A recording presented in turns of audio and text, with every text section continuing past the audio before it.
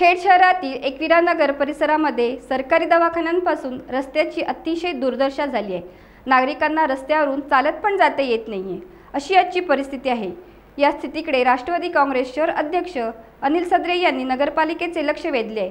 तसेच त्यांनी या प्रश्नावर आक्रमक आंदोलनाचा इशारा दिला असून शहरातील अशा कामांना त्यांनी निषेध व्यक्त केला आहे। खड्डे ह्या ठिकाणी भरणं गरजेचं आहे की नाही? पावसाच्या अगोदर तुम्ही खडी का टाकलीत नाही? आज जर ह्या ठिकाणी जीव गेला, एखाद्या व्यक्तीचा जाऊ नये पण जर गेला तर याला जबाबदार कोण? हे आता जे खड्डे एवढे पडलेले आहेत त्यातनं जाता येईल काय सांगा मला? तुम्ही गाडी घेऊन जाईल माणूस? जाईल काय? आता अर्धा तासापूर्वी ते पायी पडली म्हणून मी या ठिकाणी तुम्हाला इंजिनियर आणि तुम्हाला बोलून घेतली। किती दिवसात खड्डे भरून होईल सांगायचं आता? हे कधी किती वेळा होणार सांगा? होणार आहे की नाही पण सांगा, नाही म्हणायचं नाही सांगा, कधी ते सांगा।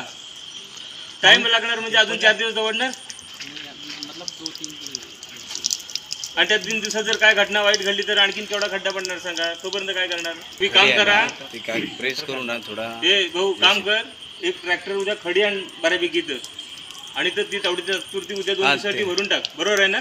टाइम्स डिजिटलला लाईक करा, शेअर करा, सबस्क्राईब करा आणि बेल आयकॉन दाबायला विसरू नका।